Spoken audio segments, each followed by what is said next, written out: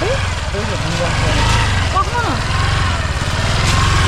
एकछिन नकुदाउनु नि फेरि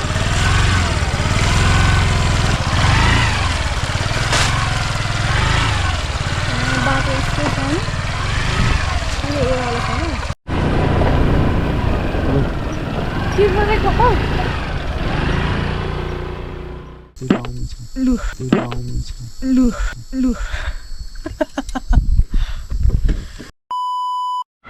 high everyone welcome back to my channel फेरि पनि तपाईँहरूलाई मेरो नयाँ भिडियोमा स्वागत गर्न चाहन्छु आज फेरि हामी चाहिँ 1:30 भइसक्यो होइन अनि हामी चाहिँ बिहिबार चाहिँ बन्द गर्छौँ क्या सधैँ हप्तामा एक दिन अनि त्यसपछि एक दिन बिदा गरेर चाहिँ हाफ टाइम गर्छौँ अनि 1:30 बजी भयो अब जान आँटेको हामी चाहिँ आज दानाबारी जान आँटेको धरानको दानाबारी अनि 1:30 भइसक्यो अब बाटो अप्ठ्यारो छ भन्छ हेरौँ के कस्तो छ होइन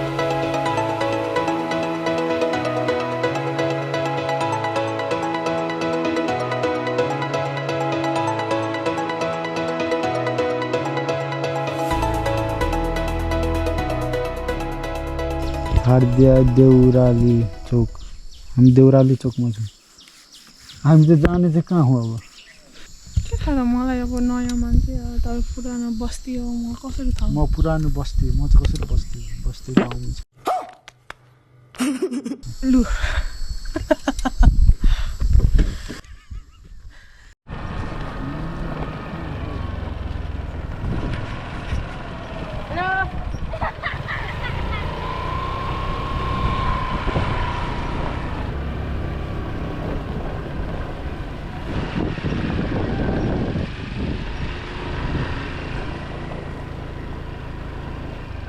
धनकुटा यता धनकुटा नि जाने धनकुटा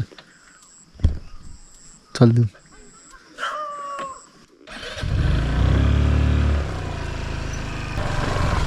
दानाबारी कता हो भाइ यता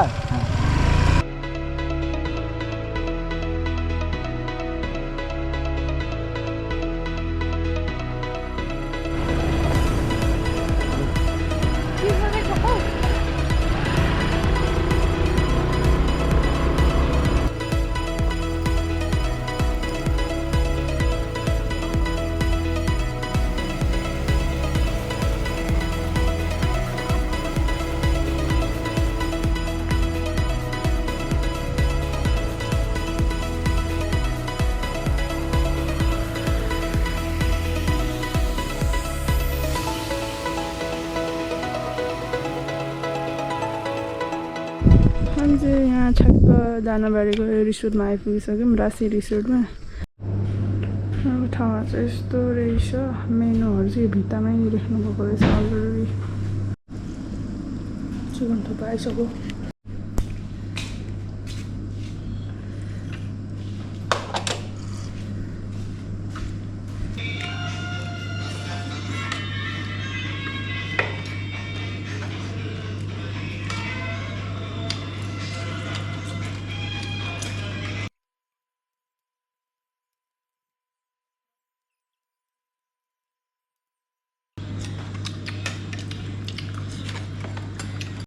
हामीले यहाँ सबै खाइसक्यौँ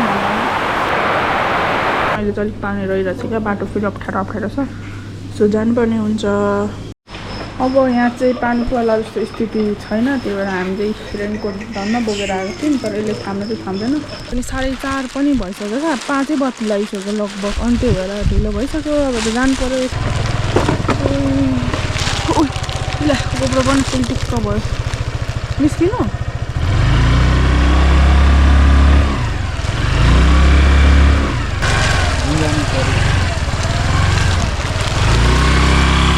ढुङ्गा रहेछ नि त त्यो रोड चाहिँ पक्नु न एकछिन नकुदाउनु नि फेरि ल भयो। बाटो यस्तो छ नि यो ओह्रालो छ नि जानु ल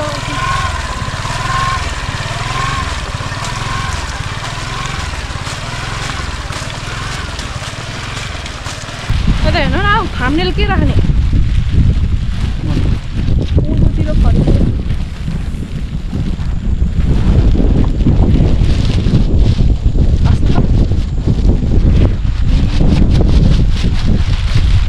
अलिक ब्याकग्राउन्ड अलिक यता कतातिर राम्रो देखिन्छ? यो त छैन, माथि डाँडा मात्र आएको त्यता राम्रो देखिन्छ।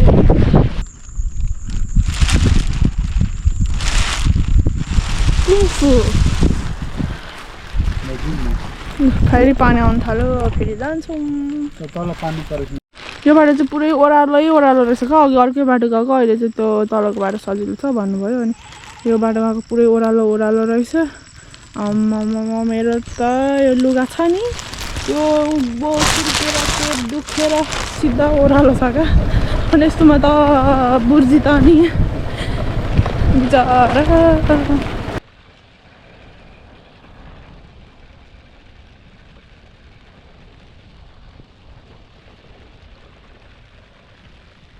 साथीहरू हामी चाहिँ अहिले ठ्याक्क सेउती खोलामा छौँ। यहाँबाट भित्र छिर्ने बाटो पनि छ। अनि क्या उतासम्म चाहिँ पुरै पानी परिरहेको थियो, अनि यहाँ आइपुग्दा चाहिँ पुरै पानी नै रहेन रहेछ। अनि हामी चाहिँ रेनकोट फुकाएर अब चाहिँ जान्छु। त्यही हो साथीहरू, तपाईँहरूलाई आजको हाम्रो भ्लग